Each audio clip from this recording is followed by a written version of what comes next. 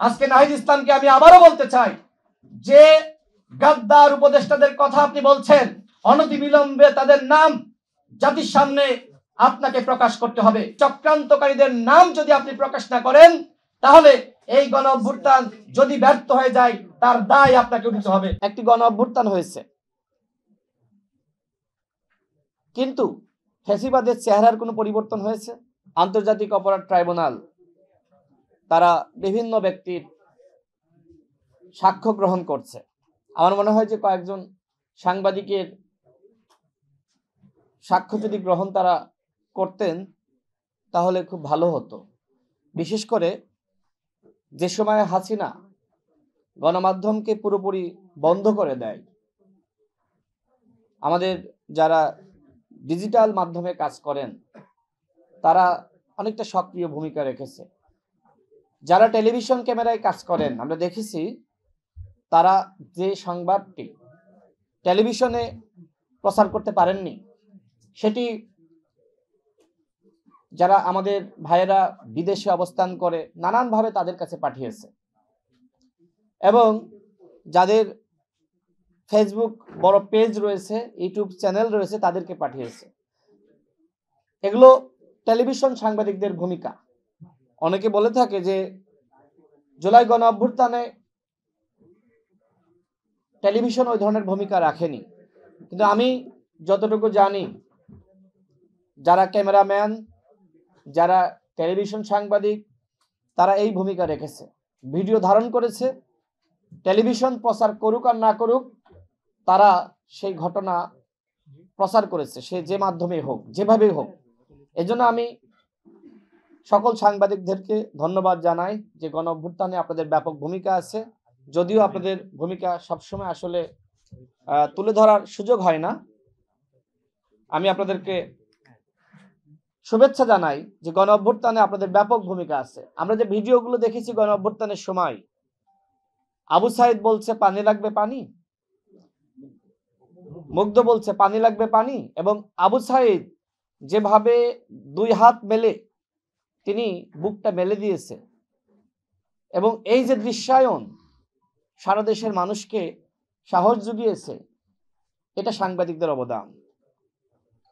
সাংবাদিকরা আমাদের সাহস জুগিয়েছে, শক্তি জুগিয়েছে, এবং গণ অভ্যুত্থানের সমস্ত চিত্র তারা জাতির সামনে তুলে ধরেছে। পুরো জাতিকে তারা উৎসাহ জুগিয়েছে এবং আন্দোলন করার ব্যাপারে আগ্রহ সৃষ্টি করেছে।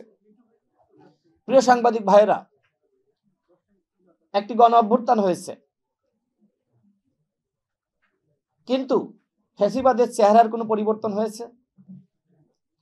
আমার আগে যিনি বক্তব্য রাখলেন তিনি বললেন এখনো পর্যন্ত চাঁদাবাজি চলছে, দখলদারিত্ব চলছে, এখনো পর্যন্ত অরাজকতা চলছে, ভয় চলছে, গ্রামগঞ্জে আরো বেশি এই ধরনের সমস্যাগুলো লক্ষ্য করা যাচ্ছে। তো এইভাবে তো আসলে একটি দেশের পরিবর্তন হয় না। যেটা গণতন্ত্র মঞ্চের পক্ষ থেকে বলা হয়েছে, আমাদের দলের পক্ষ থেকে বলেছি, এনসিপির পক্ষ থেকে বলেছি, কয়েকটা দল ছাড়া অধিকাংশ দলই কিন্তু উচ্চ কক্ষের পিয়ারের পক্ষে। তবে আমরা বলেছি নিম্ন কক্ষের পিয়ার বাস্তবসম্মত নয়। এই মুহূর্তে আলোচনা হচ্ছে, আলোচনার মাধ্যমে অবশ্যই আমাদের একটি সমাধানে পৌঁছাতে হবে, কিন্তু এই আলোচনা শেষ হওয়ার আগে যদি আমরা আন্দোলনে যুক্ত হই, সেই আন্দোলন কোনোভাবেই আমার কাছে মনে হয় না গ্রহণযোগ্য, বরং এর মাধ্যমে ফ্যাসিবাদ সুযোগ পেতে পারে। আমি সর্বশেষ বলতে চাই, আমরা একটি কাঙ্ক্ষিত সময় অবস্থান করছি। আমরা সবাই স্বপ্ন দেখছি নতুন বাংলাদেশের।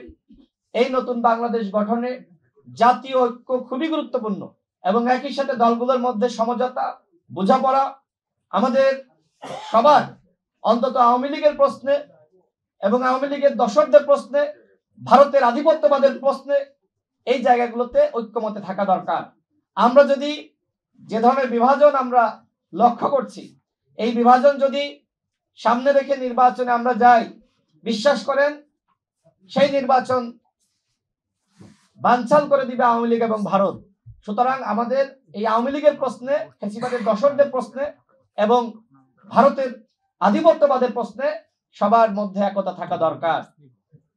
সর্বশেষ আমাদের পক্ষ থেকে আহ্বান, আগামী 8 অক্টোবর জাতীয় ঐক্যমত্য কমিশন আমাদের নিয়ে সর্বশেষ বসবেন এবং ওই দিনই চূড়ান্ত আলোচনা হবে।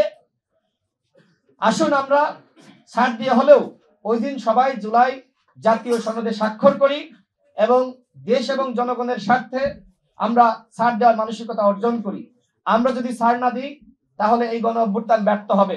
8 আগস্ট ওই দিন যে সকল এনজিও মার্কা উপদেষ্টাদের মাধ্যমে শপথ নেওয়া হয়েছে, অন্তর্বর্তীকালীন সরকার শপথ নিয়েছেন, সেদিনই অনেকটা গণ অভ্যুত্থান ব্যর্থ হয়ে গেছে। সেই গণ অভ্যুত্থানকে রক্ষা করার দায়িত্ব আমাদের মতন তরুণদের। যে গণ অভ্যুত্থানে 2000 মানুষ রক্ত দিয়েছে, 30,000 মানুষ তারা সংগ্রাম করেছে, সেই গণ অভ্যুত্থান আমরা কোনোভাবেই ব্যর্থ হতে দিতে পারি না।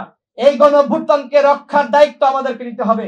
আজকে নাহিদ ইসলামকে আমি আবারও বলতে চাই, যে গাদ্দার উপদেষ্টাদের কথা আপনি বলছেন, অনতিবিলম্বে তাদের নাম জাতির সামনে আপনাকে প্রকাশ করতে হবে। অন্যথায় এই গাদ্দার উপদেষ্টারা তারা তো আগামী নির্বাচনকে বানচাল করার জন্য তারা তো ষড়যন্ত্র করতে পারে, চক্রান্ত করতে পারে। সুতরাং এই চক্রান্তকারীদের নাম যদি আপনি প্রকাশ না করেন তাহলে এই গণ অভ্যুত্থান যদি ব্যর্থ হয়ে যায় তার দায় আপনাকে নিতে হবে।